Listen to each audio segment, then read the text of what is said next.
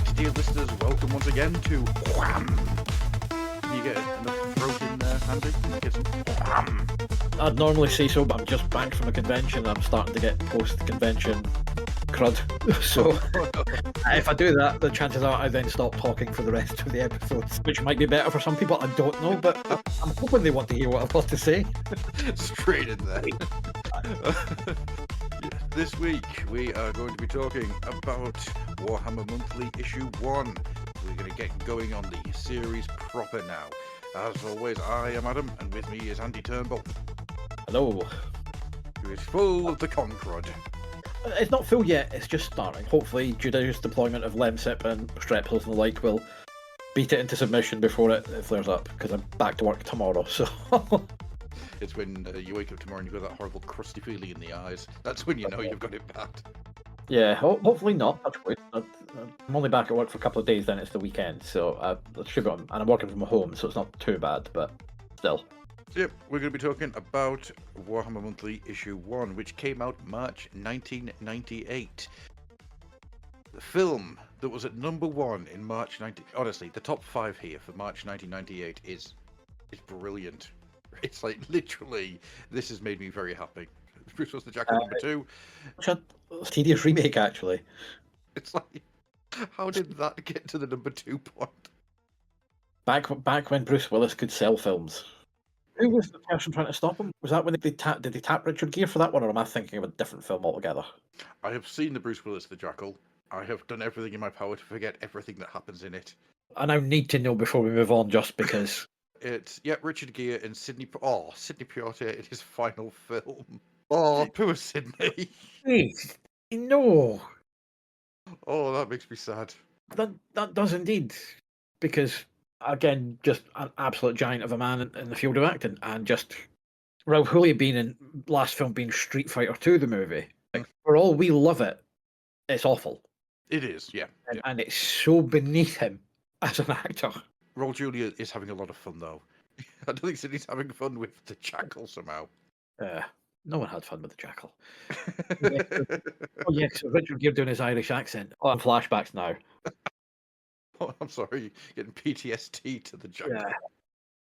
What's annoying is that around about this time, Bruce Willis makes The Last Man Standing, which was a film that went pretty much straight to DVD. And it's a really good modern-day Western. I say modern-day, it's set in the Prohibition era America. But it's a Western film, just with mobsters and gangsters, and it's a really solid film. And so the fact that the Jackal ends up dropping, and that's... At number 3, The Devil's Advocate, which is not a great film, but it is a great film. Oh yes, enjoyable, but absolute tosh. Oh yeah. Titanic, it stays in at number 4, with US Marshals coming in at number 5. But going down this list of what came out this month is insane. Scream 2, Deep Impact, The Wedding Singer, City of Angels, 6 Days, 7 Nights, Godzilla is just dropping. Godzilla film has only one problem with it. They called it Godzilla. If they called everyone else, people would be less likely to rag on it as much as they do. What's the British kaiju film? Is it like Gorgo Monster? Yeah, I think so. Because I'm sure that's the one with Alfred from the Burton Batman films in it. Oh no, Michael Gough must be in another one, because it's not as... It's other people involved in it. But Gorgo is a... I always thought that it was more of a Gorgo than it was a Godzilla film. Over on the music charts, we've got It's Like That by Run DMC at number 1. Featuring Jason Evans. You go back and look at 1998, it's like, this is a weird year, man. This is a weird year. Everyone seems to be trying to do something and none of it's working. Apart from Run DMC. What we've got here in Warhammer Monthly this month is a cover by Colin McNeil of Bloodquest. Really nicely painted, but a bit of a bland cover in my eyes. And I can be, because it was in the preview for the back of the preview for issue 1, the preview issue, the pre-7.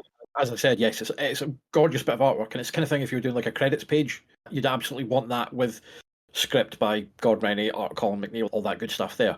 Yeah. But for your first issue of a new book, especially on a shelf where you're saying, and again, the cover copy has that inside this, it's just word vomit. Because if you have no idea what Games Workshop and Warhammer or Warhammer 40k is, also it's called Warhammer Monthly, which makes sense now that Games Workshop have pivoted to Warhammer as their brand rather than being But at that point, it's like, it says Warhammer, but that's Warhammer 40k. Yes. It's, I remember at the time thinking it was weird because you had Inferno, which was the precursor to this, which was a lot of short stories and stuff, and it's Games Workshop presents Inferno. That Yeah. makes sense. It's got the Black Library sign off to one side. It makes perfect sense what that is. Warhammer Monthly is a title that was brought together by a load of people sitting around a boardroom throwing titles together. it's one of these things that I genuinely don't think there's a good title to give it. No, I would be interested in our listeners if you could come up with anything better that gives that conveys the mission statement of this book, which is an anthology based on the various Games Workshop properties, Illuminations. but to a random punter. Yeah, yeah, Again, Illuminations works if you're well aware of the Black Library and all that. yeah. Give me a name that a citizen who has just the most vaguest peripheral idea of what the Games Workshop product is, and have a name that sells it to them. Don't think you can do it. No, Because it's again, no. because the Games Workshop model and the properties have been going for so long with this point, you've built up your audience. So the name's inelegant, but it's probably the least worst solution of the lot. Mhm. Because I'll again, be. if you were to look at it, say, if you thought maybe we can do it as a companion piece to White Dwarf, like Tales from the White Dwarf. Well, Mhm. one, it's incredibly racist, if you want to be honest, and secondly, it immediately conjures up dwarfs. Yeah, yeah, yeah. I mean, you could argue, yeah, like a White Dwarf as in a White Dwarf star, but that's not what people are going to go to when they look at something about fantasy and fiction. You're immediately No, going to no. go to wee men with beards. Maybe that's the name they should have given it. Women with beards. But again, look at the front cover. There's nobody there with a beard that I can say, oh, wait, no. Nope, nope. A bit of facial hair on the library, I'll tell a lie. But It's got. He's and got the very. he is in the background, so he is the very definition of, on that front cover, a wee man with a beard. But again, the whole point about this is from a, like, because of the age I am, when we would go into newsagents, there was a lot of comics. Yes, So yes. if you want something, you want to catch my eye, you need something that pops. I say that cover is gorgeous. It does not pop in a way that if I was walking past the shelves or thumbing through that, I would immediately be going, "Ooh, I'll have that." Yeah, it's why 2000 AD and Sonic the Comic not always, mostly did a really good job. Because Sonic the Comic had usually got the beautiful Richard Elson coloured. They drove out of the shelves. Those bits of art just grabbed you as you walked past. You couldn't miss them. 2000 AD usually had a much more moody, painted cover for the most part. So those two things stood out. When you've got something like this, it fades into the background because it's there's a lot of saturation, but it's also muddy. Is the best way I can describe it, and it doesn't do anything to grab your attention. I agree with you on Warhammer Monthly is a difficult name. It's also a mouthful. There's too many mms in it. And like I say, on the cover, it's telling you what the rest of the stuff is, but it's like Bloodquest, The Search for the Sword, and Darkblade. Again, it's very much clearly we're putting this on shelves, but we're expecting this to just go to our existing fans, which is the cardinal sin for anyone is don't write to your existing fan base, write to everyone, or market to everyone if you can. Yeah, yeah. As a Transformers fan, the likelihood is if someone puts out something Transformers related, I'm likely to give it a go. But you don't. But what you're then relying on is me to give it a go and also continue to keep giving it a go if I like it. Yeah, yeah. Not always a chance of that. Again, I'm now at the point I'm long past being a completist. It's like I get what I get, and if I don't like it, I don't collect it. Yeah. But get that out there so at least randoms will pick it up potentially. Yeah. I was just thinking there that you say Transformers cover, the first thing that springs to mind is the G2 Megatron holding Bludgeon's head. Yeah. That's the quintessential cover for me because that tells a story, it makes you interested, and it's just nasty. Yeah. Again, it's a stark. It's not again, unlike that. It's not dynamic and such because it's just he's holding the head and he's sneering. Yeah. But there's blood, there's stuff. But you're like, oh, I'm intrigued about that. There's a story there potentially. Whereas this is just Space Marines holding a tattered banner. They're in the background looking moody, and there's a lot of orc skulls and human skulls beneath them. Yeah, it's the biggest crime that this cover does is the white text. It's very much. I know also the blue on white as well. Yeah. This is very much. There's a back in the day when this was nothing but fields. Comics and magazines before the advent of desktop publishing and doing it on computers used to be done manually. There was basically lots of letter set, pre-printed letters that you would cut out and paste and move it. And most of that would be done so that there was a limit in terms of what you could do, and people would also be the tools were limited. So as a result of the tools being limited, you had to be very creative with it. And the problem with computers, and it happens a lot, and I do it myself sometimes, is when I'm colouring stuff, because the colour palettes I have access to are nearly infinite, there's too many tools to play with, and you don't make the right choices. Whereas if you've got that stricter boundary in which to play in, you have to be more conscious of your choice, because I can only use, if I use that colour, it's too close to this one, doesn't go in. But yeah, the white text is all, again, and that's not on the artist, because that's the editorial of and that should never have got past the proof stage, because it should have been.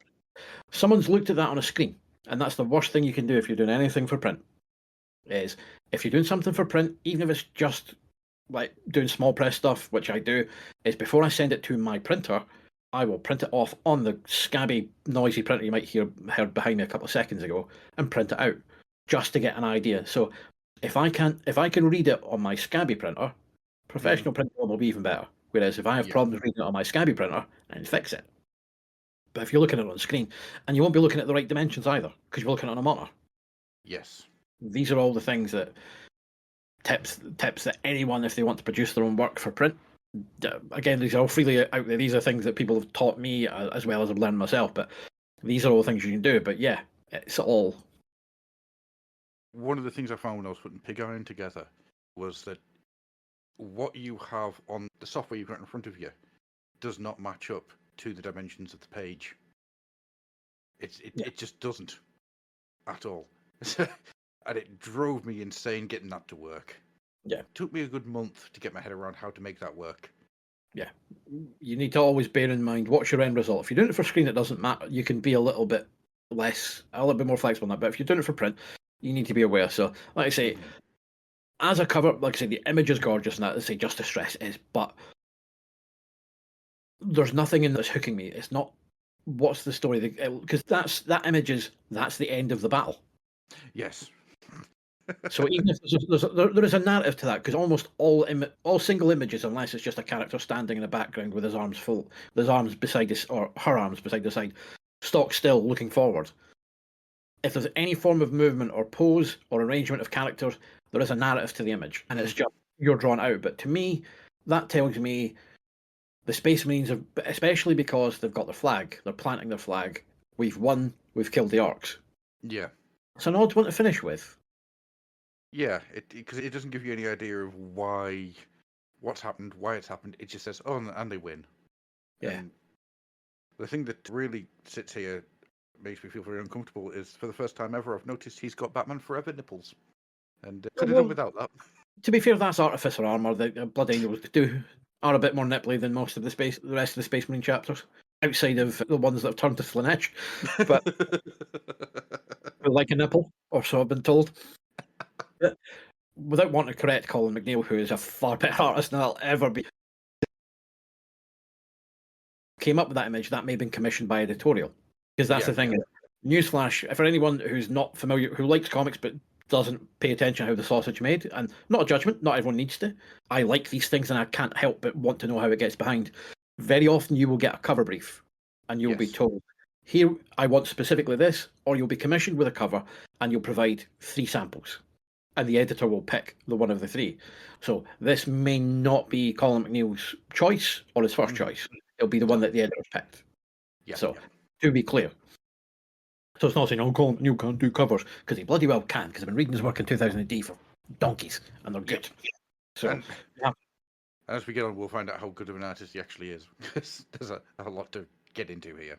Oh, yes. So, let's move on. We have the intro page, which, once again, our 2 characters absolutely babble nothing. Yeah. So, as we did promise, we will try to try not to talk too much about them. And I'm not strictly speaking breaking my rule, because I'm not talking about them. What I'm talking about is, this is your first issue on the newsstand for anyone who isn't aware of it. You need to be selling me this as well. You need to be giving me, because if I turn to this and if I go, because there will be people who will just flip to a random page and you hope something pops out. But if there are enough people who will go, I want to see what the contents are. Tell me why I should be reading this. Nothing. Tells me nothing. No. I've got little sidebars at the side, little black and white clip images of bits from the thumbnails of the stories, and a little bit of puff piece about them. And a wee about the only thing it gets right is it's telling you there's something also coming in the next issue. That's it. Yes. I know the thing is the comic was black and white apart from that the color cover. You should have used the color on that inside page as well. Yeah, because if agreed. you're printing that, it's like, why isn't that?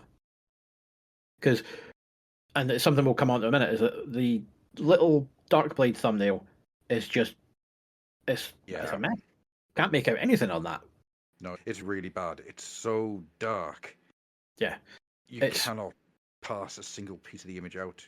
It takes a long time to realize, oh wait, that's a nose. It's Whereas if you'd just gotten those two out of the way, see, did manage to not slag them off, and took real estate, bulk up that what's in this comic. Yeah. Job done. You can get a bigger image. Keep the puff piece as light as it is, because you don't want to basically tell them all of what's going on at the moment. No. Just there you go. Get a slightly bigger image, so you can get a bit of taste of the art. Yeah, I think one thing I would not want is the comic to start on the inside page. I've always felt that when a comic starts on the inside page, it feels cheap. It's a real weird thing that I've always had. So having a introduction page is important. It's an incredibly important thing to introduce you to the comic that you're about to read. And what this fails to do is that completely, because it gives nothing. The best way to describe it is this feels like somebody who knows how the beginning of something like 2000 AD starts, but doesn't understand why it starts that way. But also, again, even if you want to take in, we want to do the editorial, the dueling, which we dwelt on the previous episode. The issue is, this is written to somebody who's never read. This is written to someone who's into Warhammer and Warhammer 40k already. Again, it's former Marvel editor-in-chief Jim Shooter always said, every issue of a comic is someone's first issue. Now, this is, if you bought this, and this is the first issue, but what you need to be doing is giving me every reason to come back. Yeah. And you can't assume at any point that I know everything. Or there's enough. Now, the individual stories may give you enough to get you up to speed, and a well-written story will, particularly if they're writing it as a serial. However, that intro page does not tell me why I should be picking this up. No. I think, just to go with the Space Marine one, it's like, a new era dawns. But there wasn't an old era. This is the first issue. What are you playing at? Let's say it's the only way to say it is absolutely cack-handed. It is. I don't like to dig out people's work, but this for a first issue, in terms of your intro page, is an absolute unmitigated failure. Yeah, because it doesn't understand what it needs to be, and it doesn't work with what it has to be. It doesn't serve any masters by trying to. What it's trying to do is it's trying to replicate the Thargs, the Megadroids, all those type of things. Ashley McNasty and all that from all the way back. Yeah, but by being so beholden to the settings in which it's trying to tell stories in, rather than being beholden to the comic that it's a part of, it doesn't do anything. It creates nothing but lip service to both parts. Yeah. It doesn't introduce you to the setting. It doesn't introduce you to the comic. It is literally nothing. And as we go along, maybe this will get better. Maybe these two will get dropped, and Andy Jones, the editor, will have a little page in there instead. I don't think he does. I think these two survive until the end, much to my annoyance. We'll find out over the coming weeks, but we'll try not to talk about them too much going forward. We did say in the previous episode we won't go on at length, but for the first issue, it's important to call out that you need to go hard to make sure that whoever's picking this up is going to come back. Yes. Yeah, and it doesn't do it. It does not do it. So, moving on then, into the first story, we have Darkblade. Script by Dan Abnett, art by Kev Hopgood. And it's the tale of Malus Darkblade as he battles his way through beastmen and cultists to find a old and forgotten treasure, which turns out to be demon possessed, which possesses him, because that's what demons do. He becomes all weird, slaughters all of his friends, and roads off in a typically snarky way. Malus Darkblade is a character that I have got a lot of love for. And coming back and rereading this, it's reignited that love. It really has. I am aware that he is not an original character. He is. He might as well have OC character do not steal written on the side of him. I see the thing with the Warhammer, particularly the Warhammer fantasy setting, is given how much was stripped mined from other sources, finding original characters in it are, it's a challenge at the best of times. So you get past that, and all you're looking for is it done well. Is the Yes. thing. Now, Dan Abnett is a writer who, at that period of time, I blew a little bit hot and cold on. I say, as he's gone on, much more consistent, but at that point, didn't really do anything for me. Kev Hopgood, it was nice to see him back in comics. My familiarity with Kev Hopgood stems from early Marvel UK, specifically a very brief touch on Transformers before doing a bit more on Action Force and Zoids. And then when he went to did work for Marvel US and was on Iron Man at the time, the War Machine armor debuted, which is cool. The second coolest Iron Man armor. Iron Man 2020 will always win. This is my TED talk. I will take no questions. But I do have a thing for Arno Stark. I'm not going to lie. Yeah.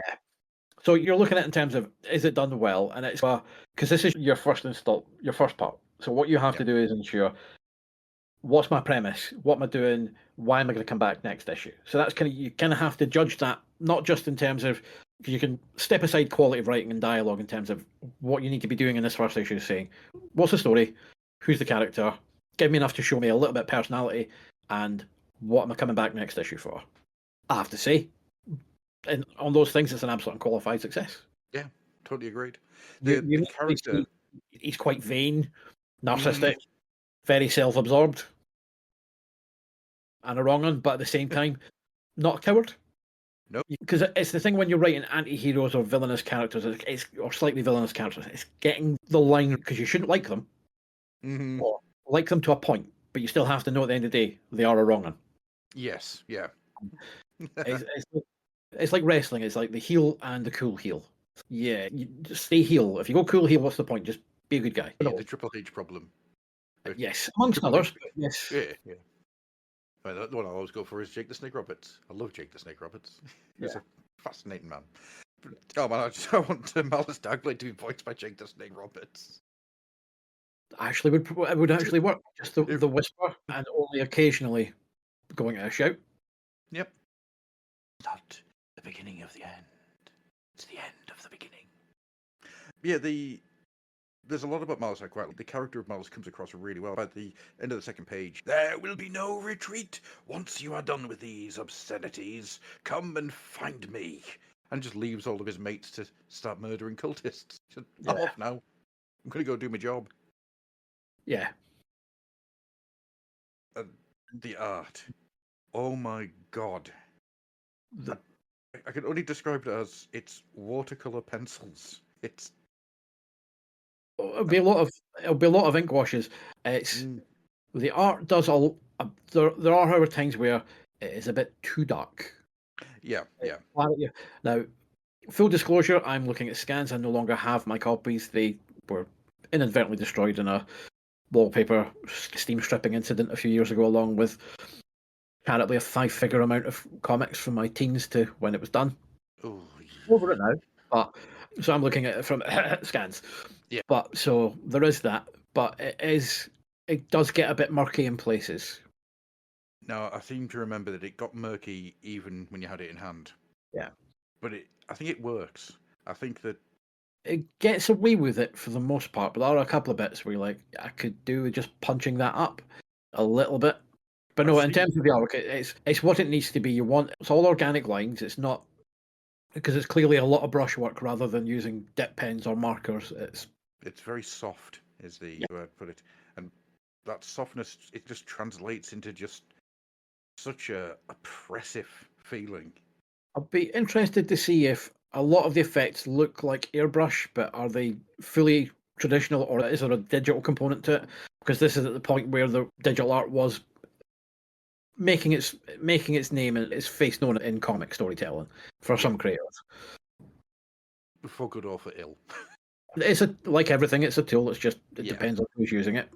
Yeah, and I think a lot of people jumped into using it without learning it, which is why in the late 90s it got such a bad rep. Weirdly enough, it's actually Todd McFarlane that's got the most interesting take on it all, which is that any digital art is automatically as good as normal, just drawn art, so to speak, because it still relies on the artist being a good artist. And he goes on a great length about if he gave his mother all of these like tablets and stuff to work off, his mother still wouldn't be able to draw a very good Spawn.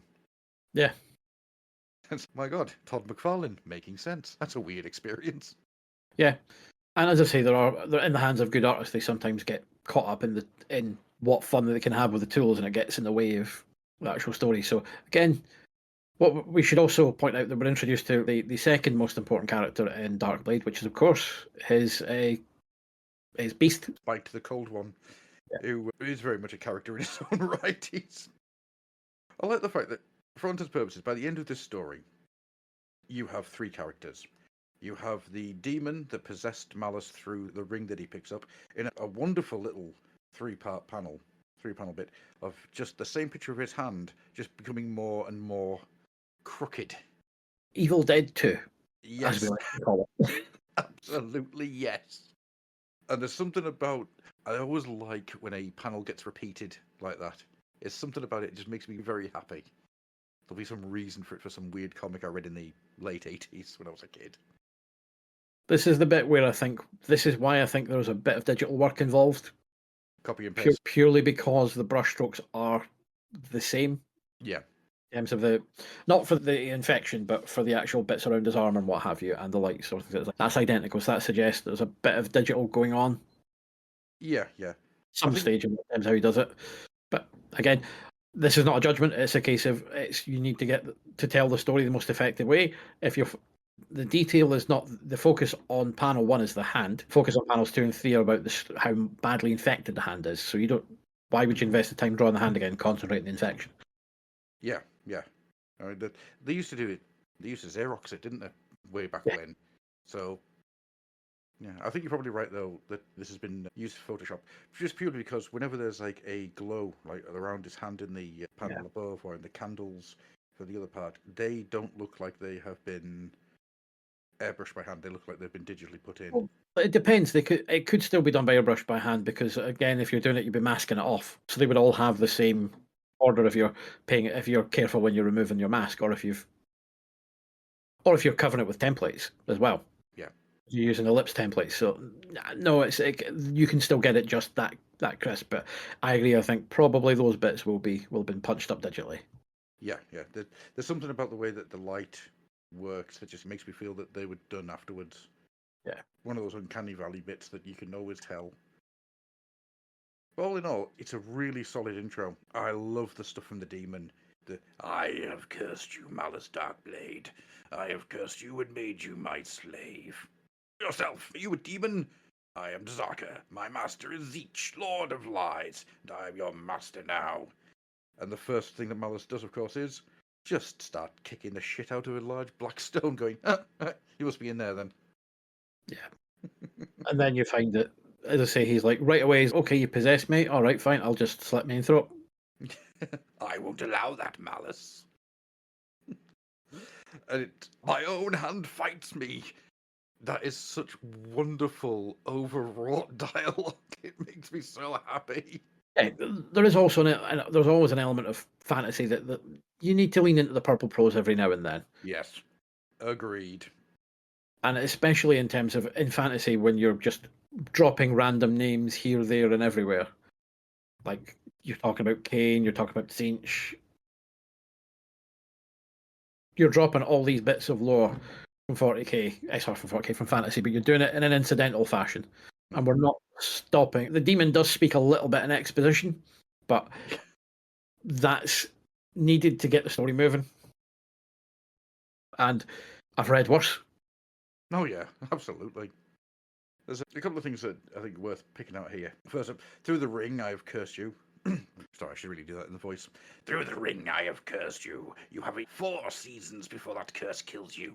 But if you return to me before then with certain things, I will free you and lift the curse. There we go. We have our quest. We have our mission statement for the rest of the story. It's So nice and easy. It's been a while since I've read this. So there's a couple of wee holes here, if you're looking at it. Okay, Yep. so he basically says, through the ring I will control you. But he needs to come back to free him after a year. What happens in a year's time if he dies? He's just in a muddy field and there's a corpse with his ring. Is the curse going to go along with the ring again? Is he coming back to the... Again, I'm purposely looking at this from the issue, not with the foreknowledge. Yep. He's picked up the ring. Is the demon held in the ring constantly? Is it the ring he has to free him from? I thought that the ring was a extension of him, but at So- no point does it actually tell you that. It says it's a boundary demon and what, and is it in the black stone before you? It doesn't say the black stone of the ring, it's the black stone of this. Yeah, in this dungeon. Yeah. Yeah, through the ring I will guide you. You will be my hands and eyes, my ears and feet. You will liberate me from my prison, Malice Darkblade. So yeah, he's stuck in the big black rock, and then the ring is an extension of him to control him. If the ring is him, why curse him and say it's a year? Unless he's lying, in which case it's not anything like that. But what you really want is, no, why would you do a curse that will mangle his hand slightly? Which would ostensibly make him a slightly less efficient warrior in combat if he's able to use both hands. For some reason I thought you were going to say a slightly less efficient Link from Legend of Zelda. I was going to say I was just going to say, to be honest, a significantly less capable Elric. A slightly less capable Drizzt. Yeah. So it's a case of, if he's in the ring, that's fine, but it's more just be a bit clearer, and it's also the curse is a bit daft. It's like, if it is the ring that holds him, okay, in a year you're dead, and I'm on that. It's like you've got no guarantee that the ring will get picked up. We've seen popular franchises involving rings, and sometimes it takes centuries for it to be found again. Yeah, maybe this demon's just got a lot of patience. Yeah. Hoping that little halfling's going to come along any minute now. Yeah, Poundland's Sauron, basically. Poron. Which now makes me want to rewrite Malice Darkblade, but a little halfling from the moot just walks in. It's like, this isn't Lord of the Rings at all. Yeah. Something I remember, and when I was reading back through this, the memory of this came right back, is when it does the entire, I would rather die, I won't allow that, Malice. My own hand fights me. I control you, Malice. You will do my bidding, or I will punish you. Hurts, doesn't it? Then you turn the page and say, oh, the comic continues. Because that felt to me like the end of the first part. It's a really strange one. And I remember this very clearly going, oh, there's another page. Because that felt like a cut-off. Yeah, it's an... I can see how you would think that, but the problem is you need to re-establish a little bit of agency with Malice, which he doesn't have at that point, because it's basically, so what? Because alternatively, Malice might just go to him and punish him till he's dead, so you kind of need to go, also just as like, Malice killing his own men's his way of certain control again. Yes. And again, and to underline that this is not a character you should be sympathetic to entirely. No, he deserves what he gets. I do feel sorry for the Dark Elves that are with him because they've done a good job. Hail Malice, we rooted the Chaos Spawn, though it cost us dear. What did you find? Are we all rich? Those guys worked for their money. They worked, and all of a sudden, their boss just turns around. It's if you were stacking shelves in Tesco's, and you finished just in the right time, and your boss punches you in the face. Yeah, but yeah, again, it's just let's get some agency back in Darkblade and because otherwise, are you really interested in rooting for continuing the story if it ends on the sort of the screams from the tower? Because at that point, he's just okay. He's under the control of a demon. This bit gives you a little bit of gives him a bit more agency back and makes him a bit more interesting. Like, okay, fine. So clearly, he's not going to just go along with the control of the demon. No, and yeah, the fact that he kills all of the fellow Dark Elves just because he didn't want them to see him like this, because he's a vain bastard. Yeah. And again, the interaction between him and the demon also, because he is very Elric, but Elric doesn't really chat to Stormbringer, except at the end when Stormbringer kills him, and then goes, "I was more evil than you," and buggers off. So the interaction between the two is probably more akin to, let's say, again, dropping the reference to things I like, and also someone not entirely a million miles away from Elric or this guy's Vampire Hunter D. Yes. Oh, and Yep. No, there's that. There's a little bit of Eddie Brock and Venom as this goes on. I remember they become very much more of a partnership. But the Vampire Hunter D, that is very much what I wonder if that's on purpose from Dan Abnett, because the way that they talk to each other. yeah. I seem to remember much later on. There's an entire bit where the demon just goes, "You scare even me," Yeah. because of some of the stuff he does. Such vanity! You're even more despicable than I hoped. Shut up, demon. Yeah. Quiet, Joe. Stop talking, I'll chop you off. Yep. And then heads off next. Treasure of the Beast Man. Yep. It's a nice little ending. I say nice, it does involve a lot of people being horribly slaughtered. And I do feel bad for Lothiar. He didn't deserve it. Again, he's a dark elf, so technically, well, dark doesn't really suggest, we're alright, we're the no bad elves. We just hang around. We're just elves doing elf stuff. So dark elves, what are you doing? Dark stuff. Elves, just dark stuff. I'm eating my dark sandwich. Do they actually call it now? We know he's a dark elf, but I don't think they actually. Yep, don't call it here, which is quite nice because there's a lot of guff in Warhammer. If we're honest, if you try to get anyone up to speed, it's why most people, when you try and explain about the Warhammer world, or sorry, the old world now, is I just don't care. So he does pop. Dan does pepper the names in, but doesn't stop to give you, like, for the glory of Cain. That's it. Yep. Then he mentions later on the Lord of Murder. Cain, potentially, you're assuming if you're putting two and two together, but we're not. That is my god, patron god, Cain, the Lord of Murder, for he, blah, blah, blah. So they kind of wisely, there's a light touch to it. Yeah, and I think there's enough context there for you to be able to work out a lot of this stuff. Of course. If you're not, then that's it. Because he talks about his siege, but doesn't go into huge things about how he's the Lord of Change and all that stuff. So he kind of wisely just, I'll give you a name and we'll drip feed it as we go. Aye. And I think, if memory serves me right, as this goes along, you do get more background. You do get a lot more idea of the four chaos powers and all that type of thing. As a starting point for Warhammer Fantasy, I think there's two ways of looking at this. One is, as the first strip in the first issue, it could have been a lot worse. Yeah, it's really good. It's a solid starting point. I think there's a lot here to the art's nice. I think I love the spite and malice coming over the broken bridge, and you've got the big fortress in the background. There's a real sense of a clean Ian Miller there that I really enjoy.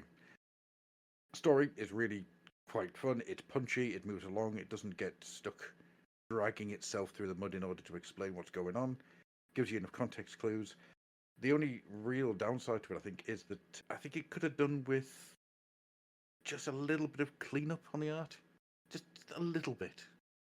It's not so much cleanup, but as I say, it just becomes a bit murky in places. So what we'll do is, I broadly speaking, I tend to agree with most of what you said, but when we're done with the rest of it, I want you to tell me whether you think it was right to put it as the lead strip right off the bat. And tell me which one, if you would take another one, would you put at the front? Okay. When we're done with this issue, or when we're done with... Yeah, when we're done with this issue, because the whole point about an anthology is there is a lot of work in assembling what goes where, if you're doing it properly. Because there's certain page falls that if you open a comic or any kind of magazine, it will naturally fall to certain pages anyway, based on the weight of the book. So if you're smart and into the granular detail of things like that, you will try and think of things like that. Tone and approach between it, because you don't want things that look similar following each other. Not them saying things look similar in this issue, but we'll come to it at the end. Okay, dokes. Should we move on to the next strip? Yes, so we're on to Predator and Prey by Gordon Rennie and David Pugh. Which is a short little story about a world called Caladan. Yeah. Leave that out there. It's one of those things. And it's perhaps the home world of the Barkangels? We'll never know. are But they please, like do it. some kind of Bark weird offshoot that the Dark Angels and the Space Wolves have combined. Is it Barkangels? Ladies and gentlemen, I demand that somebody comes up with the colour scheme for the Dark Angels because I Yep. really want to create that chapter. And what you get is basically for all intents and purposes, it's Necromunda, but Predator. Yeah. A group of... It's a hard one to describe because they're not guardsmen, they're just guys. They're just like this weird tribe on this jungle planet, and they're being stalked by a Tyranid lictor. Yeah. So the first thing to note is, again, nice black and white art. Yes. Rendering a lot of shadows, but less painterly approach than we had in the previous strip. You can see there's quite a bit of stippling going on that planet, which stippling is probably one of the most tedious ways to ink texture. That's why lots of people who have Photoshop and Clip Studio have stipple brushes, because it saves a lot of time. But if you're doing that kind of ink, yeah, well done. But Yeah. it's interesting to note that they are savages, but clearly they've had previous contact with humanity, which we talk about with the Sky Emperor, because they've all got nice epaulets. So it's clear Yes. that they've had contact with human military, or sorry, Earth military, I should say, rather than human. So you've got, and it fits into that. Oh, the savages, the sky gods, all that. They've taken some of their trappings. That's what they were. We will be closer to them, type thing. Horrific, really common trope in science fiction, or fantasy in general as well. Yeah. And they're in basically their lodge with their glowing globe, which is clearly some form of technology. So it's that techno-savage approach. Yeah. The fact that the roof appears to be made of guns is an interesting one. Yep. Just what? And it's not a fire that they're sitting around, it's just a glowing orb. It's a weird one. And if you look at the statues at the back, they're clearly there is quite clearly a touch of the old Space Marine about them. If you look at the shoulders and the bolt gun, so it's clearly they've been here probably around the time of the Great Crusade, and probably haven't been back since. There's a real old Warhammer feel to this. This feels like something you would see in Rogue Trader. Yeah, a big time Rogue Trader. It feels like Deathwing. Like it's that not just the short story, but the actual anthology book. It has that feel to it. Not surprising, considering David Pugh did the drawings for that. Yeah. So yeah. Again, you can, but as you move through the story, you kind of see a bit more of the the sort of the Earth trappings around them. They clearly have las guns. Again, bits of Imperial tech. Again, bandoliers with patches. So again, while they may be primitive, they're clearly Rob Liefeld fans. In that case, then the Tyranids should devour them. I like the guy with the hat. He's just got it's just a dude with a hat. It's also, I'm looking at it, and again, it does one. It feels old classic 40k Rogue Trooper era. This could easily be in that book. Also, for fans of 2000 AD, massive Bad Company vibes. Big time. It's just in feel, it's hodgepodge of tech and recognizable human stuff in a war setting. Yeah. I think one of the things that really sticks out here for me is all the stuff that they're wearing and all the stuff that they're carrying. It doesn't feel like second ed into third ed 40k until you get to the lictor, where the lictor is very much second ed, third ed 40k. Yeah. It's a really strange mixing of the styles. This feels like something you'd see when Thront the Barbarian had finished. And I actually get further into the story as well, that when you see more and more of the Caladan natives, there's more and more recognizable human accoutrements about them. So, look, there you've got, you're in fatigues and military boots. Yeah. But it's subtly hammer home. No, you aren't going. I know one of them is pictured carrying an axe, but that could be a power axe as well, for all we know. Yeah. So it's just this is a primitive tribe that has been unified because while they're not doing the whole cult of the Imperium type thing, it suggests that they've been Great Crusade and then pretty much left alone. Which, once a lot of worlds were brought under Imperial control, that was the way. Yep. It's as long as the Imperium got their tithe, they didn't really bother too much. Yeah. Which I'm going to guess this is one of the worlds that had to send off the trees to make paper for the rest of the Imperium. Yeah. Probably something like that. So again, as you said, so it's very much an alien / predator style. They're in the jungle, and the lictors just picking them off one by one. Yeah, a wonderful little sequence where this guy just gets absolutely devoured. Yeah, the handout, the blood splash. That's such a cinematic moment, and then Romph just gets thrown right into the lictor's mouth. Yep. It's a proper. I don't think any of the Dark Horse Alien comics looked like this, but I get a real Dark Horse Alien vibe from it, like the early ones. Yeah,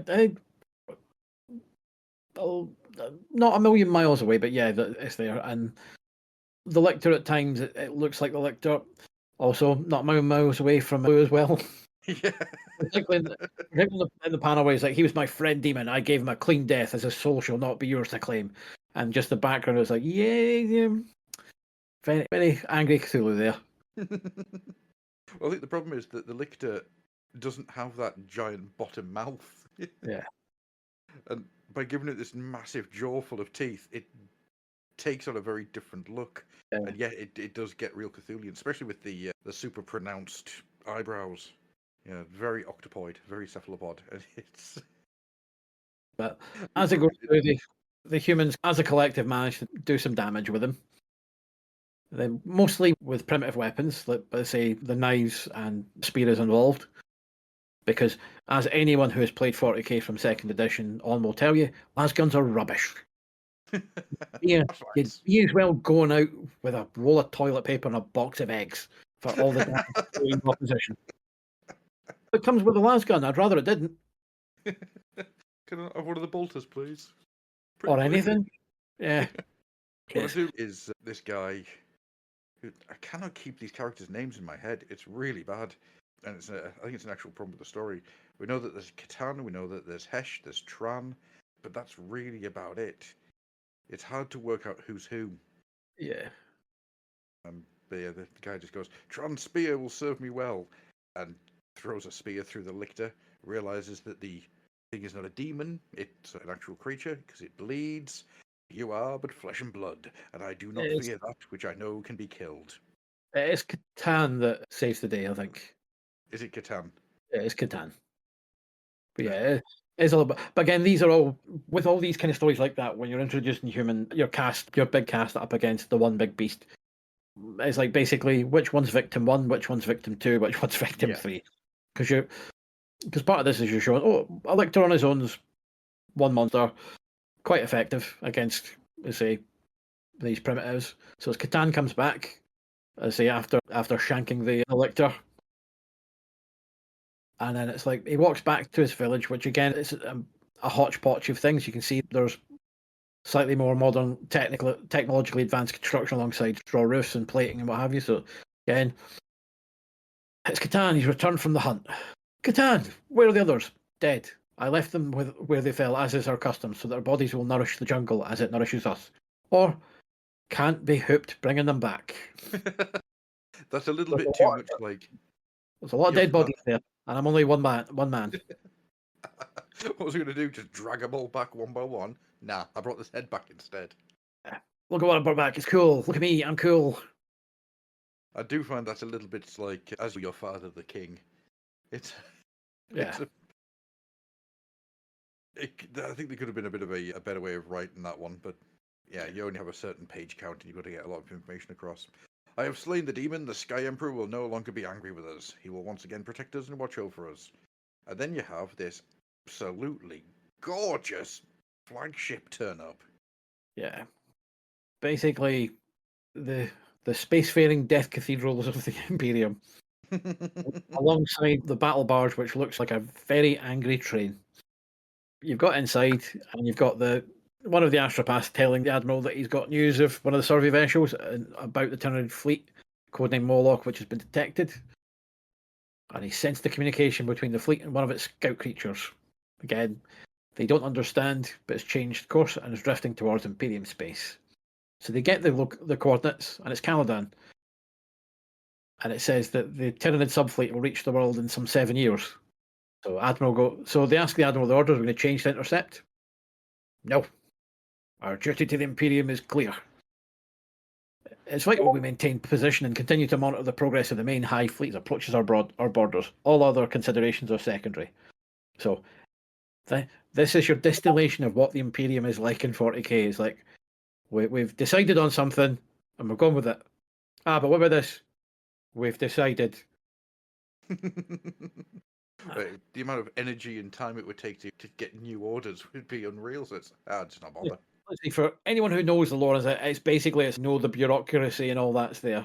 So if you're just a casual reader, it's just, that guy's just a massive dick. But if you know the way that the Imperium is run and constructed, because that was it. Even if he wanted to change, he'd have to submit so many orders to get it done. Probably be about a year and a half before he got the order to change course anyway. Yeah, aye. And so his other chap just asks what happened to Caladan. And he just basically says, you've seen the devastation of the Tyranid Scourge. The fate of Caladan's out of our hands. 7 years is a long time. Many things might happen. Caladan can only look to the Emperor's mercy. And then you see the High Fleet. Yeah. Oh, shit. Basically, they're fucked. Yeah.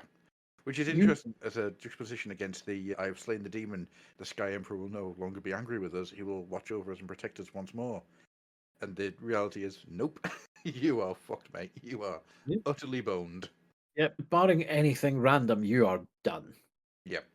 That entire world is getting devoured. I've got to be done.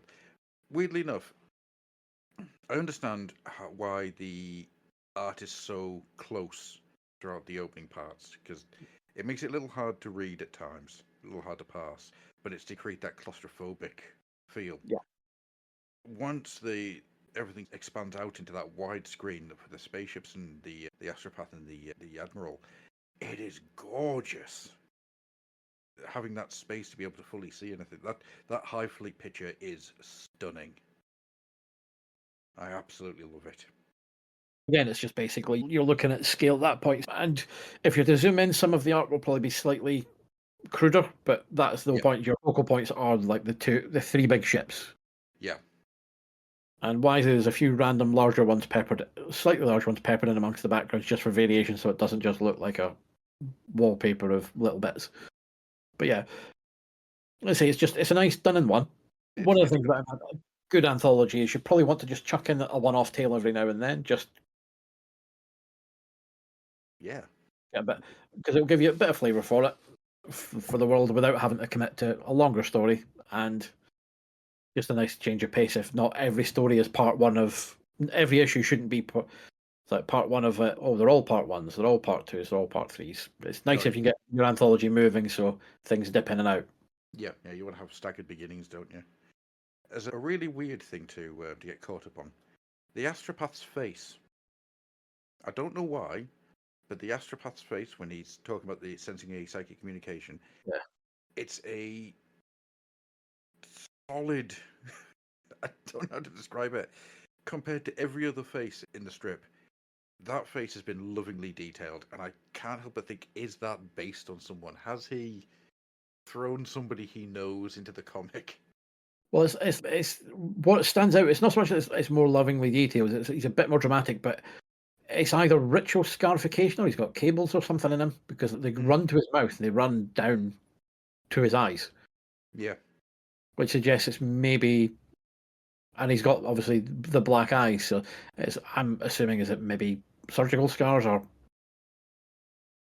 implants or what have you. There's something going on with him. I don't know. He just really stands out against everybody else. He's got a bit more solidity to him. He looks more solid than everything else. I don't know.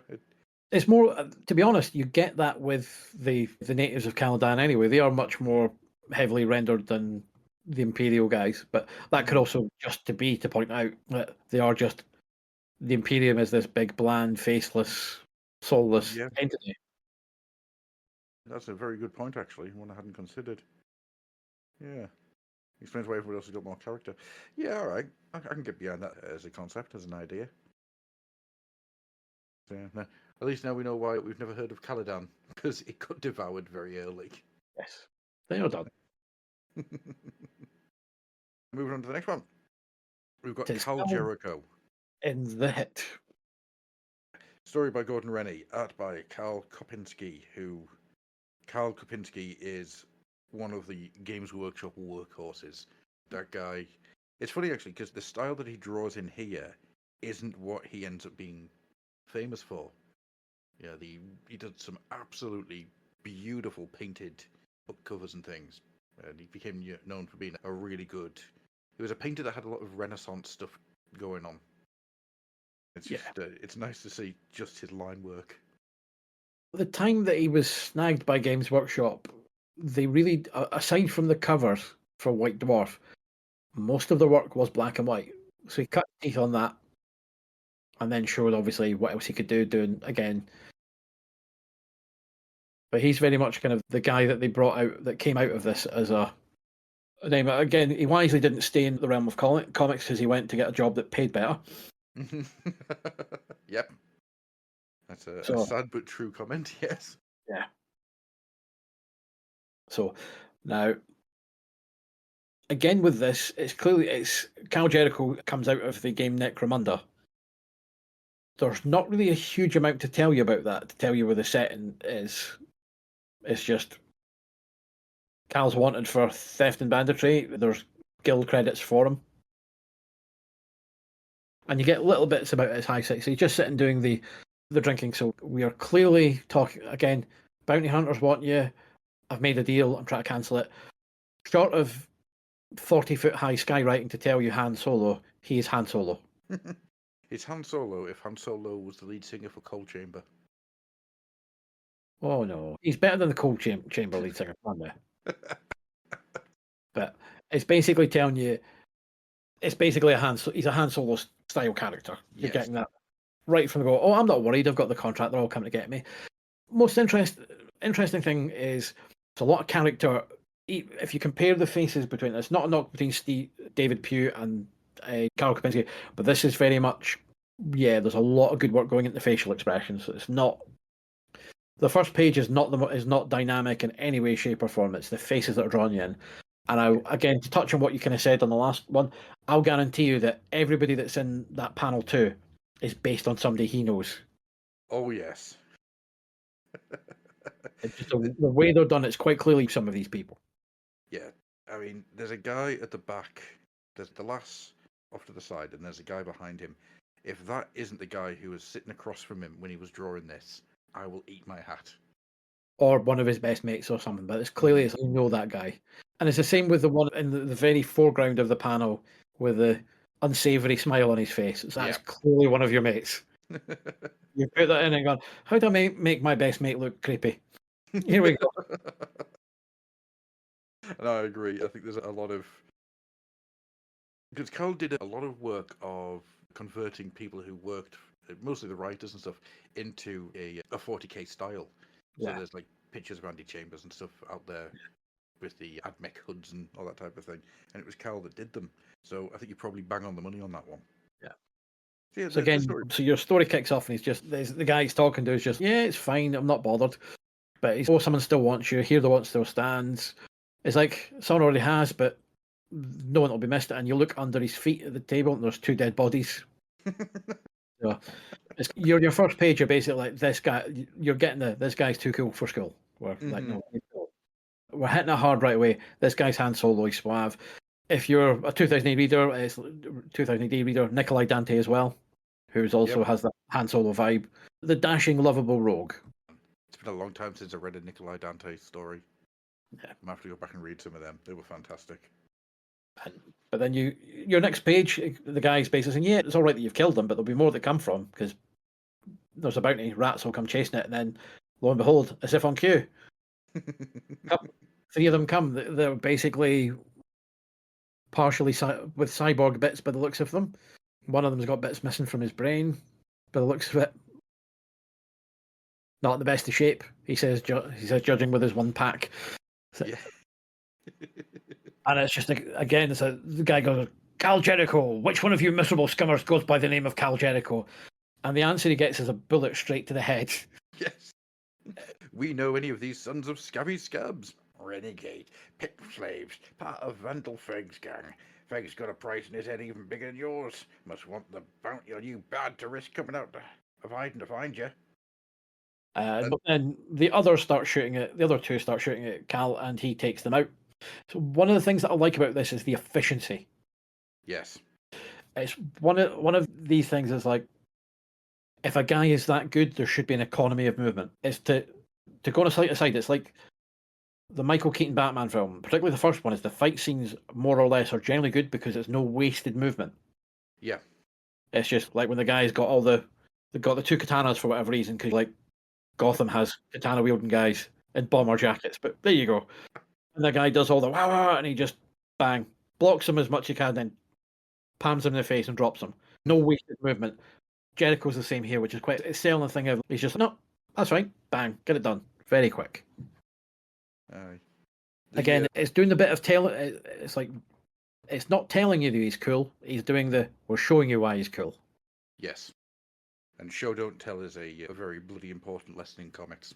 Yeah, and so again, your payoff is you find out it's been his plan all along. He wanted them going because he's after their boss. Yeah. And then Feg is an amazing design. It's what I can see is quite clearly there's a bit of the Bisley Loeb about this. It's proper 90s edgelord, that's cool design, which has its place, and this is not a dig. It's perfect for the story. Yep.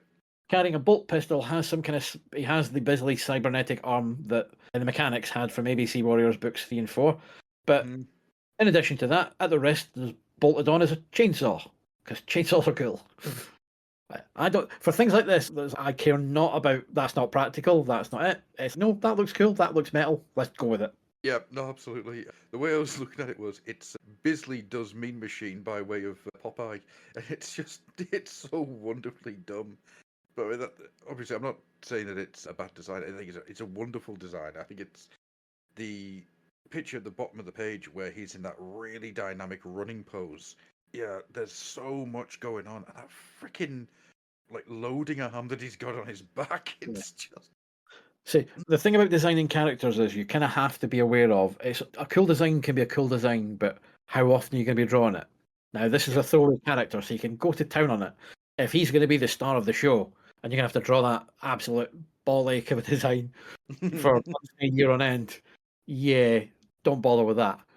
But for a two-pager or 2 pages worth of appearance, more or less, yeah, you can go to town and be daft and throw the kitchen sink into it. Just look at anything from the Joe Kelly Deadpool run. Yeah, anyone that turned up for a single issue was an amazing design because he knew that he didn't have to be around for very long. Yeah. But you were saying before about the economy of movement. The fact that this strip has as much kinetic movement in it as it does blows my mind. Yeah, Feg's movement, it's like you can sense the weight behind it. There's no finesse. He's the bull in the china shop. Yeah. And again, Jericho's just doing he comes charging at him, falls to the ground, uses his feet to propel him over his head and kicks him into a wall. Rennie's script is just beautiful as well. Been out in the hive waste too long, Feg. Diet of diseased rubble rats and polluted tox water must have given you delusions of grandeur. And the entire idea is he just gets him angrier and angrier. Just so he can then take Feg's head. Yep. And as it turns out, the bounty was put on his own head by himself. He did it to lure him out so he could get more money and pay off some debts. Yeah, it's only to cover the gambling debts. I love this. Minus my own bounty, I stole the guild, and I should have enough left over to cover my gambling debts at the pit fights. The idea of putting yourself in that much danger just to cover gambling debts is... Mwah. And so it's now mentioned the Han Solo Nikolai Dante comparison is there. But there is one telling bit which tells you, and again, it's part of the 40k thing, which is there are no good people in that universe. There just isn't. is the panel before the end where he goes, "Don't worry, Fig, you're worth more to me alive than dead, and the guild want you back at the slag mines as an example to any other slaves thinking about making a break for it." Yeah. So, yeah, I'm Kal Jericho. I'm cool. Slavery. I can live with that. Yes. So it's a nice subtle bit, but it just still hammers home as no, he's not a good guy. I No. say there are no good guys in 40k. Unless you're a member of the Tau. Are they really good? Just dull? Not anymore. They were good. Now they're all being lied to and have their dead lord being propped up on a chair. That sounds familiar. Funny, that's okay. Yeah. But no, again, there are no good people in 40k. But No, this is the closest you're going to get to lovable rogue. it works. You can get the film that when Rennie started Kal Jericho, he knew he had something. Yeah. Kal Jericho runs for a long time. He runs through the entirety of this. He gets stories in Inferno. He gets a couple of novels, one audio drama.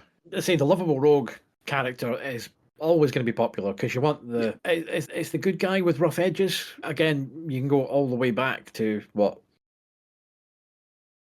Wolverine probably is your biggest example of that in sort of modern comics, anyways. Yeah. He's a good guy, but he's also a massive asshole. The rough edges have filed off a little bit as it goes on. Asshole. But again, hence why Cable becomes popular, Deadpool becomes popular, and again, it's why. While I'm in the minority and that Luke Skywalker is my favourite character from Star Wars, it's why Han Solo is most people's, because there's more meat to it. It's just Luke's just a good guy because he's a good guy. Han kind of has to earn that a little bit in the first, and you kind of see, there's something there we can bring out. So, a lovable rogue character is always there's more dimensions to the character, even in a limited scope in terms of giving you opportunities to show them maybe waver, falter, and fall, whereas your good guy, the traditional good guy character generally doesn't too often. I will disagree. R2-D2 is the best character in all of Star Wars. He's not. He's an absolute monster. Yes, he is. He is the most evil character in it all because he knows it all and just chose not to tell anybody. Yep. Oh, that's your dad. What do you know, Ken? That's your dad. And that's even before you get to the entire C-3PO just being completely gaslit constantly throughout the entire series. I thought, oh yeah, I've wiped your mind like 10 times, mate. Yes. Which, no wonder you didn't ken anything. It's like, the reason you don't know anything is because I've got it all. R2-D2, best character in Star Wars. Completely morally corrupt. He's amazing. Yep. Probably find out in the next trilogy that he's been the evil behind it the entire time. Yeah. Just the top of the bin lid opens up and Palpatine just comes out. It was me. Oh no. I've been busy playing Fortnite. Now I'm back to conquer the galaxy. And somehow I returned. So, Yes, Rise of the Skywalker, just what a... If you want to see about Clone Palpatine, Dark Empire. Dark Empire. That's it. Not Dark Empire. As somebody who has no nostalgic factor for Star Wars whatsoever, because I didn't see Star Wars until the special editions, which, honestly, it creates a very different viewpoint on Star Wars. Yeah. Honestly, I think Star Wars can go away now. Thank you very much. Yes, we can't miss you if you won't leave. But... do something new. Yeah, God, let's not get crazy now. I see. What you also have is the Kal Jericho stuff is a nice, welcome injection of humour into what so far has been quite a straightforward, a little bit dry in places anthology, which again, it's the whole point. It's not just about the stories, it's about the tone of them as well. Yes. So you need something that's got a bit of energy and a bit of life to it that isn't entirely serious. Because most of the settings in war, especially 40k, are inherently ridiculous. And you need something to occasionally just deflate that a little bit. Go, no, this is ridiculous. I think here's the loyal space vampires chapter. Here's the space werewolves. Here's the space biggities. Here's the space Arthurian wannabes. Here's the dull ultramarines. I know, I'm sorry, we ran out of ideas. They're there. I think when you get to, here's a load of sharks. They're just Men sharks. Yes. But they're goodies. Aye. Oh yeah. Oh, did I mention that the space vampires and the space werewolves and that, and the space bigots and that, they're on your side? Are we on the right side? What's the other side? It's green fungus that thinks it's alive.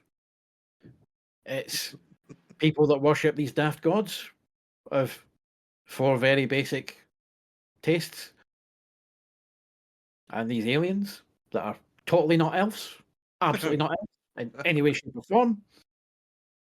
The Egyptian Terminator lads and the Tau. The we can't call them space dwarfs anymore, but they absolutely are. Is there anybody neutral? Nah.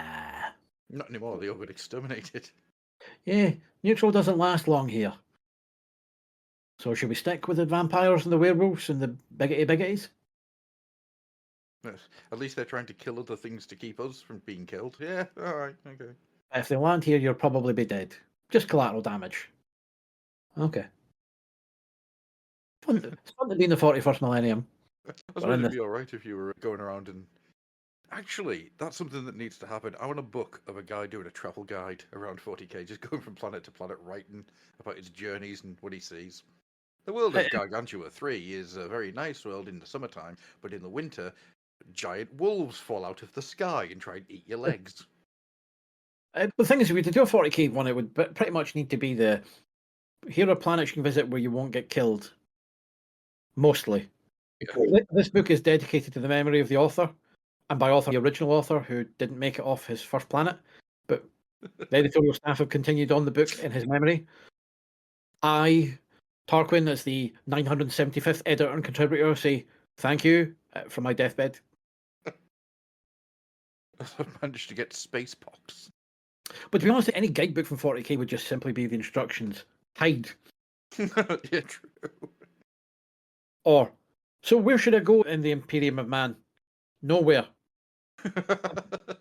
I'm considering travelling off-world. I wouldn't bother. But I want to see the sights. We've got videos for that. They're a lot less lethal. You could see the sights, but they got blowed up. They got blowed up real good. Just the idea of somebody travelling from world to world, from system to system, just trying all of the best meals on each world. It's just like, my first meal exploded in me. I am now dead. Yes, it's like 40k's a, yeah, I'll stay in your planet. In fact, basically, I'll just stay in your room. Join the queue. The queue is all you need is the queue. Yeah. Or join a Gene Stealer cult. There you go. They're the goodies, Gene Stealer cults, because they at least look out for you. Until, of course, the lads arrive, in which case you're absolutely fucked. So now we've taken this world back and we've made it a better place for us. What happens next? They eat us. Everybody seen the matter? No. So why did we do this again? So they could eat us. I thought it was to make this world a better place. No. Food. What's a better place for the good 6 months it took for the Hive Fleet to get here? Yeah. Hope you enjoyed it. This is something about socialist aliens waiting to be devoured that sings to me. I don't know why. Yeah, we've made a liberal utopia. Amazing. The world is finally as mankind should be. Ah, fuck. Oh no, the sun's been blotted out by skin. Oh no. Yeah. Whoopsie daisy. So as we said, it's nice to deflate 40k because it's an inherently ridiculous concept and is a little bit super serious, which leads us nicely into the adventures of Space Marines up their own arse. Bloodquest. I have got thoughts on Bloodquest. Okay, so Bloodquest, basically. Oh god, it's a complex one, this. Basic story is that there is a group of Space Marines and they are fighting some orcs. During this fight, things go wrong, and as a result, all these Space Marines are going to have to go off and find a sword. That's its basic idea. At its very core, that is what the story is. It takes a lot of words to say that. So my favourite thing, though, is Hank. Hank, you may ask, who is Hank? Hank is the guy on the first page, for he has the greatest moustache I have ever seen put onto the page. That moustache is incredible. I also quite like his far too low nipple guards and his giant belt. It is very much an old school wrestling belt. So it's like he's clearly champion on his planet. That man has a wrestler's moustache. True. Everything else I don't care about because that man is amazing. I want to know more about Hank. He's Hank the Hunk, and he is going to go off and have adventures far beyond this. Which will be written by you because, as far as Gordon Rennie and Colin McNeil are concerned, aside from those 2 panels, that's your lot. Where do you want to start with this? Start with the art of the story. The story is charitably wafer thin because it's an ongoing quest. So the problem with Darkblade has a similar thing in it, but handles it, I would say, slightly better.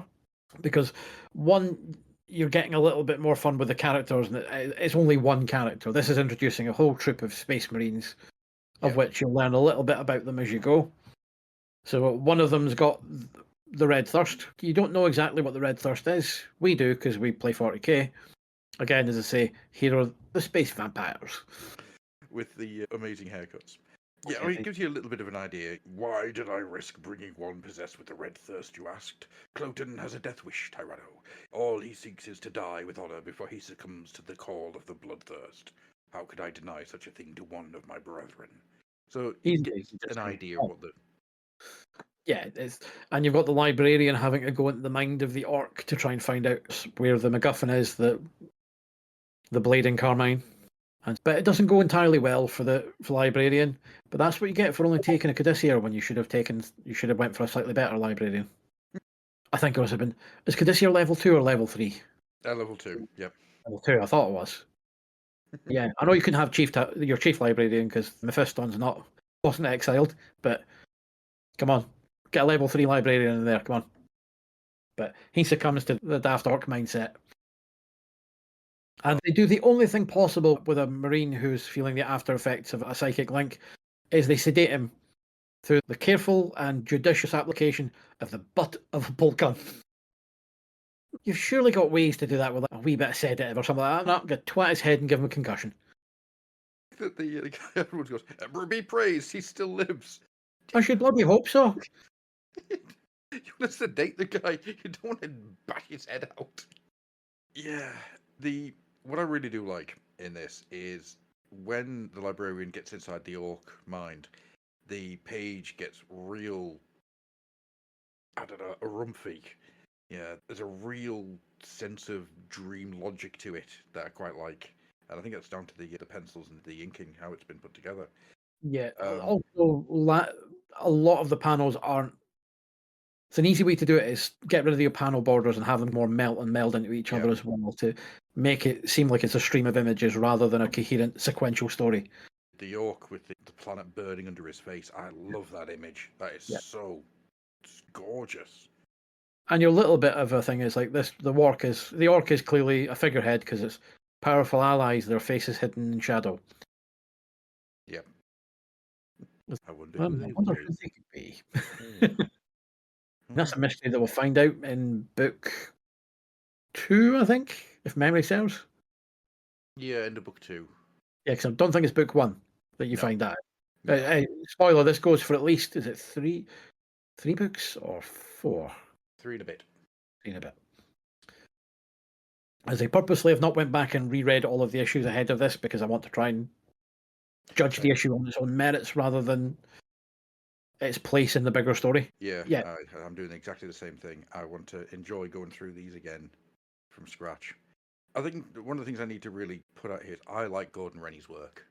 I'm a big fan of Gordon Rennie. I think his novels are up there. I love his novels. I love what he does with Kal Jericho. This is too wordy without actually being anything. It's your problem with MacGuffin quests is always the thing of, all right, okay, fine. Here's the MacGuffin. We're going to go after it, and then it's your adventure of your week, the week or the month in this case, and also tying into everything has to advance the story.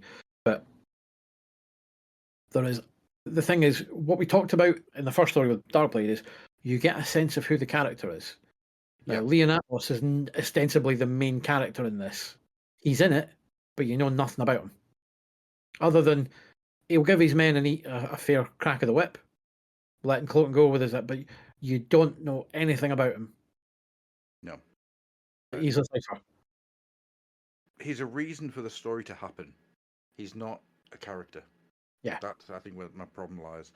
He doesn't talk in a way that gives you any kind of idea of who he is. He's very, everything he says, it's very straight down the line. The art of him, that first time you really see him, he's there with his eyes half closed. He just doesn't seem to be overly bothered. Yeah.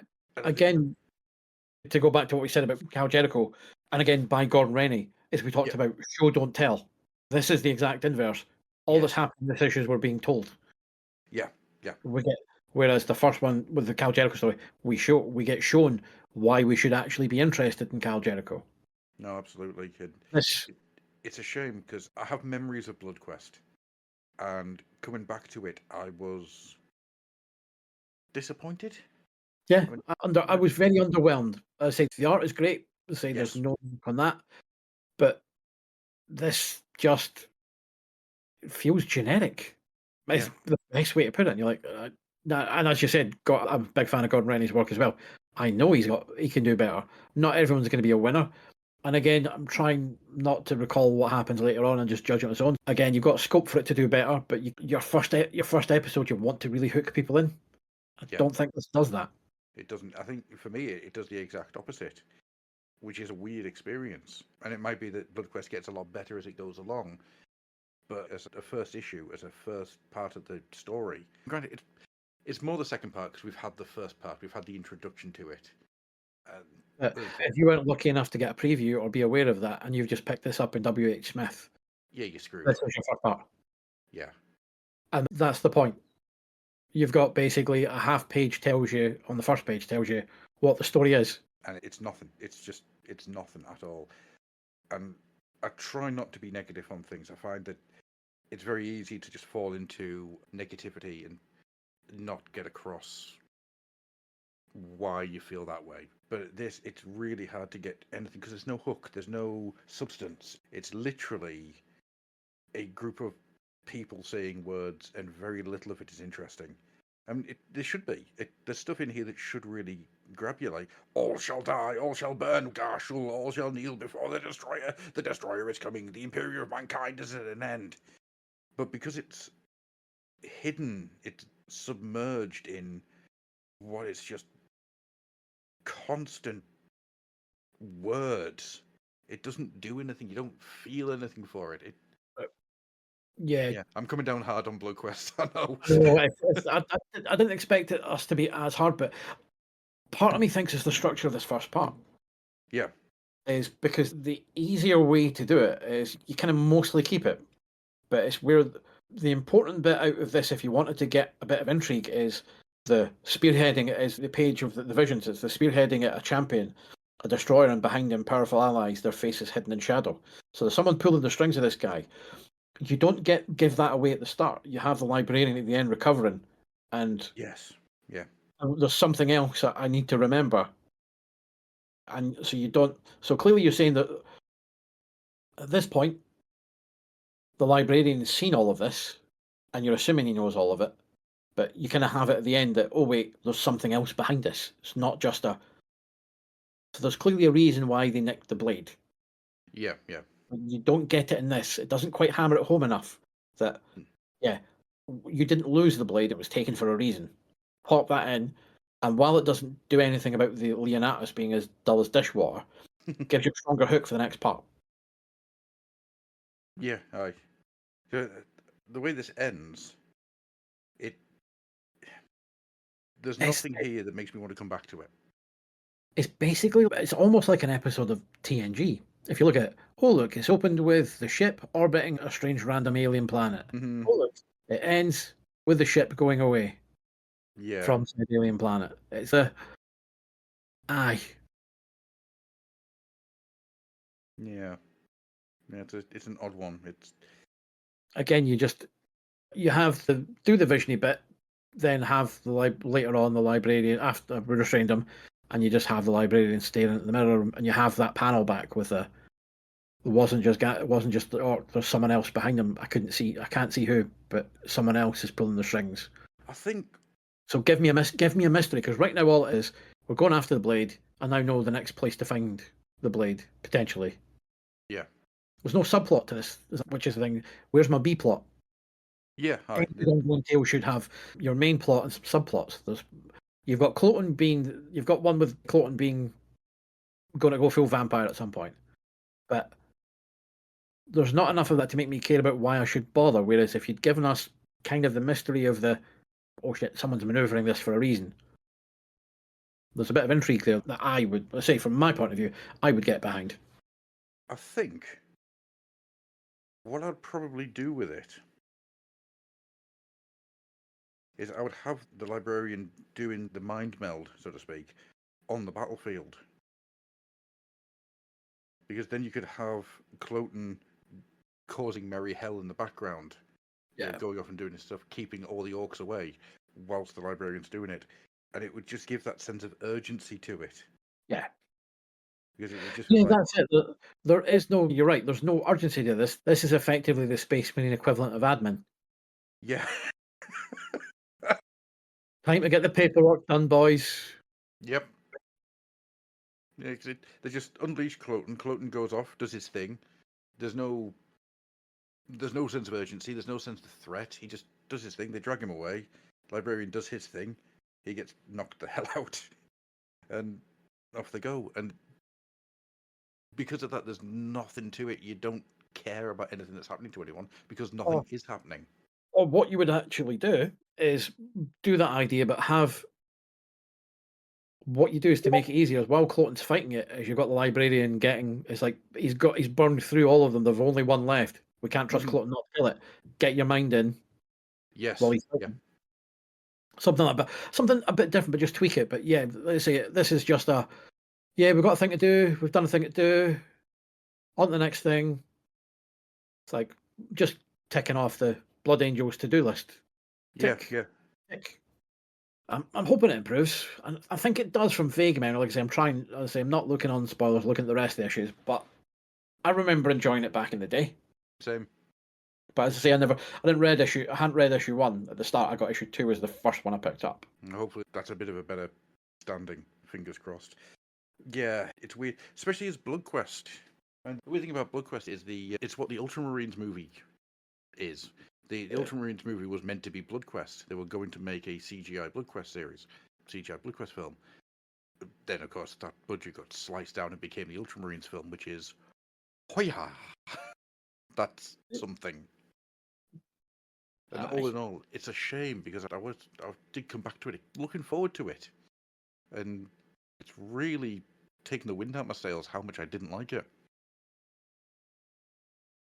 So ask your question then, Mr. Turnbull.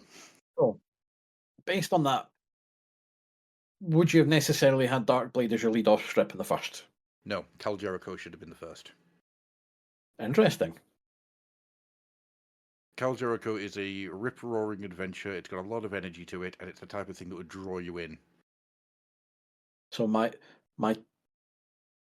pushback to that is the Kal Jericho story is basically a done in one. There's no promise of a part 2.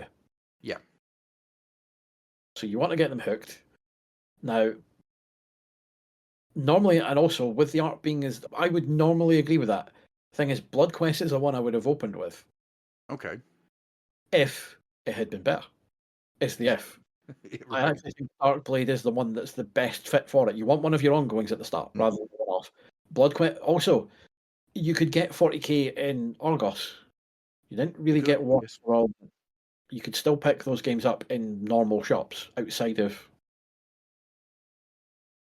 That's a good point. Yes. Though, did Fantasy Battle turn up in Argos? I'm going to. I might have done it at some point, but I know 40k was there first. Yeah. But it's more also there's more contrast in the art in Bloodquest than there is in Darkblade. There's a good mix of black and white in terms of light and dark. There's more.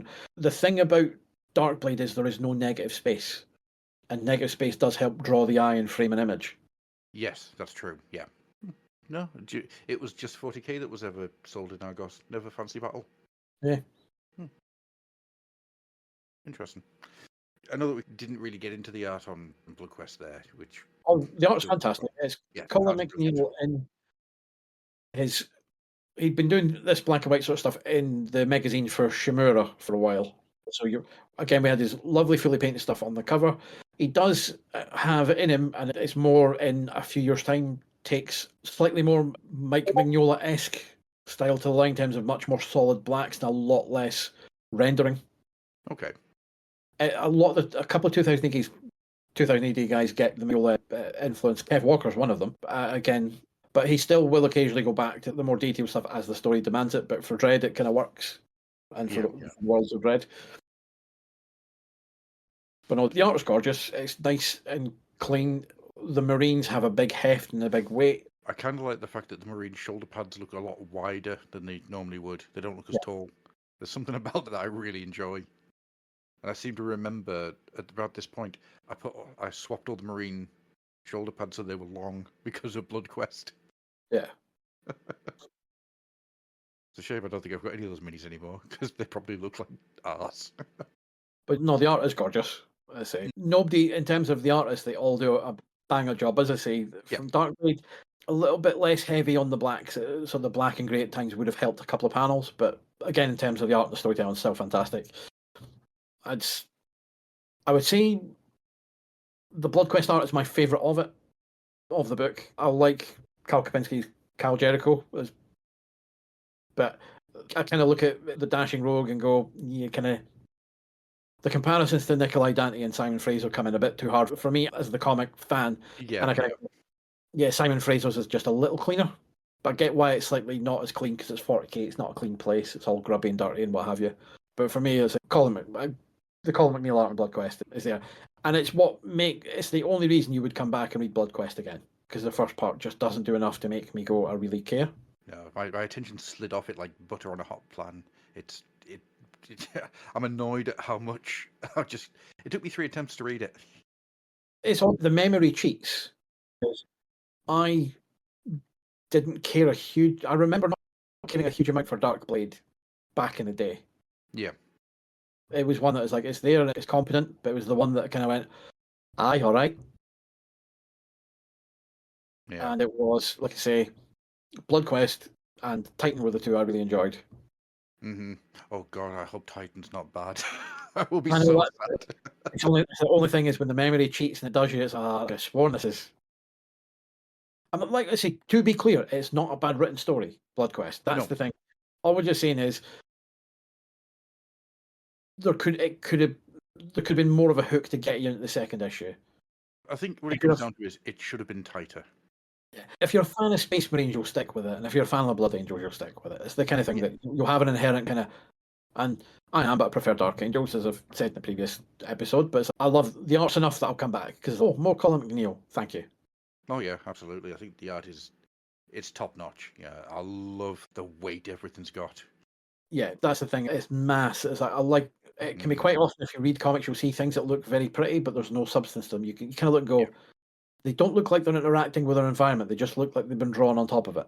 But no, all of these artists across all the strips, everything's got a heft and a weight to it. Yes, yeah, completely.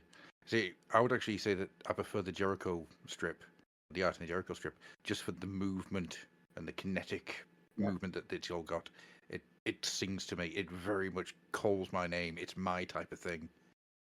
I mean, what's very good, we touched on the preview, when we're talking preview issue, it's an anthology, so not everything's going to be for everyone. That's the thing you have to look at. Is as a good rule of thumb, if you've got at least 1 or 2 strips that you want to come back for, that's fine. That's what you need.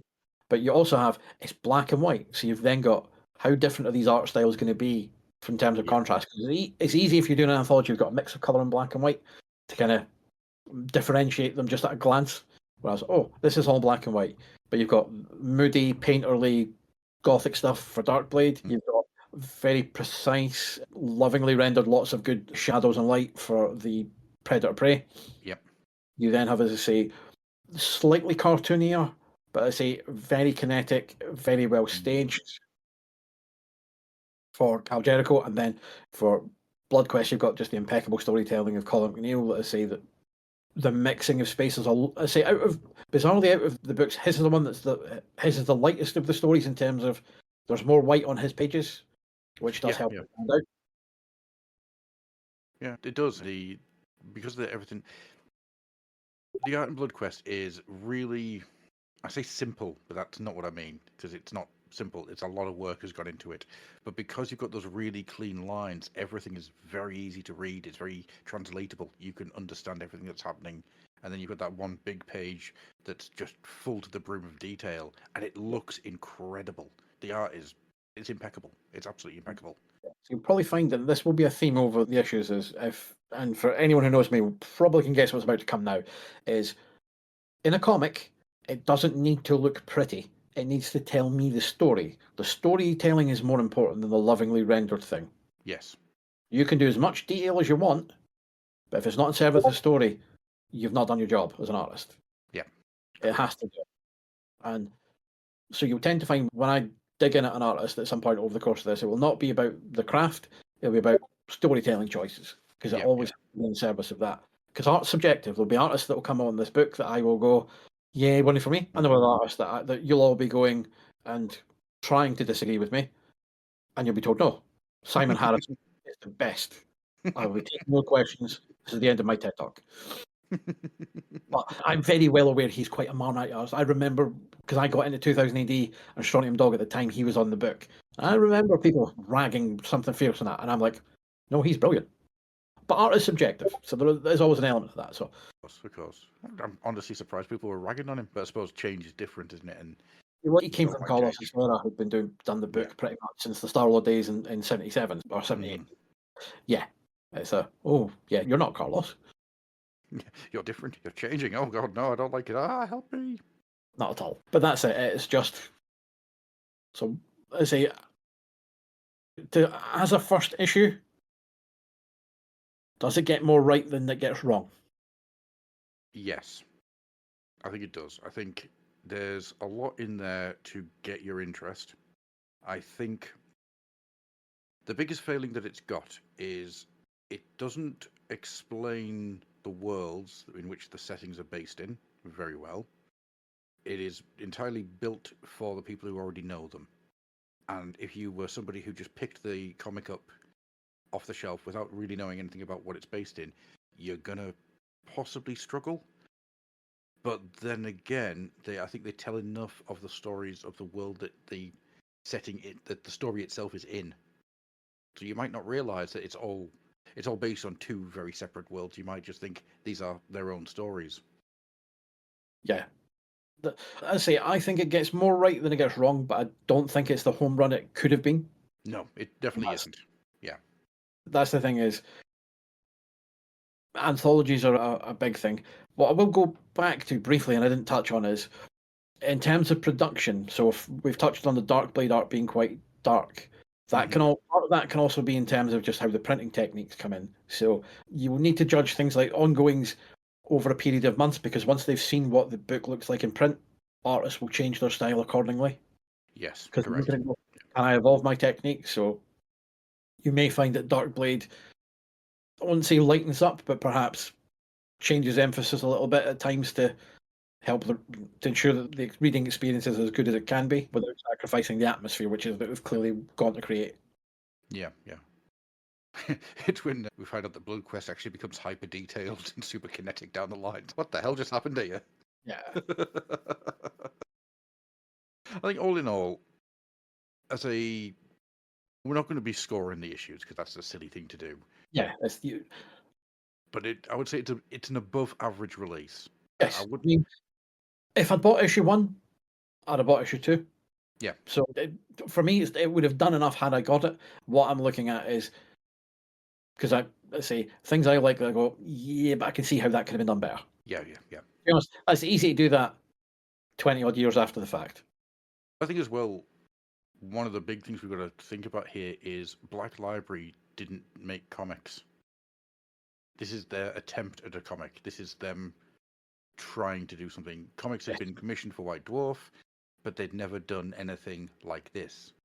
And you're also looking at, one of the things to note is not everything that goes to print will be exactly as the artist wants it to be. Editors will come back and go, no, I want you to change it to this, I want you to change that. So there are maybe things in here that we've incorrectly attributed to Gordon Rennie that he's probably had done an earlier draft that they went, no, we want this. Yeah. So I say, and it's not to it's not to rag on someone. It's just we are both fans of his work and both have experienced work from him that we've thought stronger. As I say, Gordon Rennie he's one of those guys whose work I always go to. I'm a big fan of the stuff that he's done, whether it's Kal Jericho, whether it's stuff he did in 2000 AD, whether it's the Sherlockian stuff that he did with, I want to call him Jorvik, but that's not right. I've got the book over here, but I can't reach it. Weird Scholar in his Halfling Homes. Yeah, there's a lot of stuff that Gordon's done over the years that I've really enjoyed. Yeah. And for whatever reason, Bloodquest, it just left me cold, really cold. Especially when you compare it to the stuff they did in the one and done Kal Jericho, which is a load of fun. Exactly, and that's things you can get to see. No, it's not that they've got.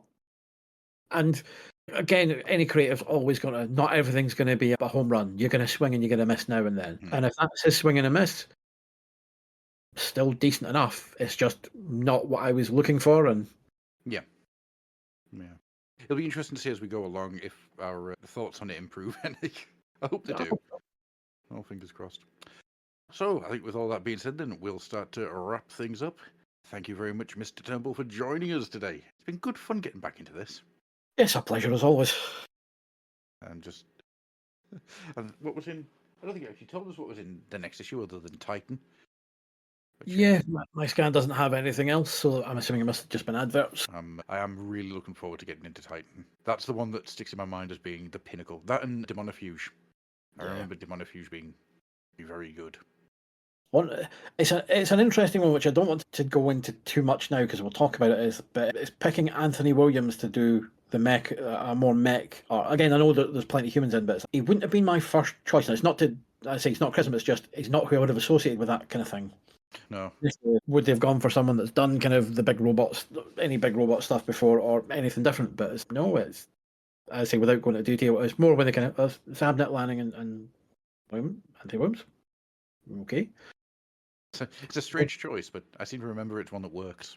It's more just because he had a slightly cartoonier style. Even when I first was exposed to him when he was doing stuff in Real Ghostbusters, and then do you remember the little story in Mask called? And he did some stuff in Supernaturals as well. Neglected. Do you remember when he took over Hogan's Heroes bit in Mask, where it's the boy with the little? He had the Mask toys that had come to life. Yes. So that's my first exposure to him doing that, and it was noticeably more cartoony. When he does 2000 AD stuff, he does some Dread stuff. He did some PG maybe after Necropolis, and it was more cartoony, which I always enjoyed. Again, different interpretations are always welcome, but you're just kind of going, okay. So in my head, he's the slightly cartoonier guy, and you're taking him for your big Adeptus Titanicus, your AdMech stuff, and you're like, it's a choice because I can see people getting really salty about that.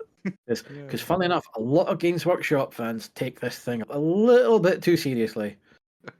Oh man, in the late 90s. Even now, to be fair. I remember, probably maybe a year or two before this, I had the man from Del Monte in his Tangerine Marines, and they turned up with a rhino that had speakers on the side, and it just had a little Teletubbies playing as it went along, and people did not find it funny.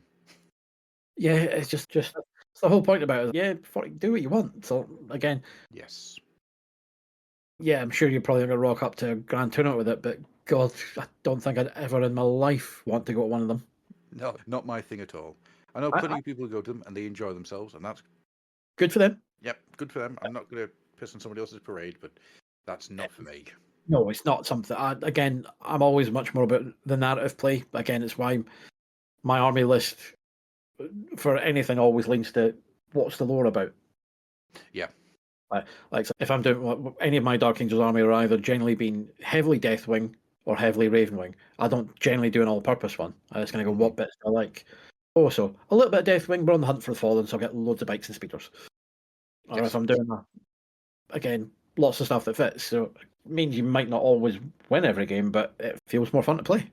I agree. That's why over here I've got a Skaven mech, because the Skaven needed mechs. God damn it. So, with all that being said, we shall draw this to a close, and we shall see you next time. Thank you, Mr. Turnbull, and Thank you again. thank you at home for listening, if indeed you still are. Good night. Good night.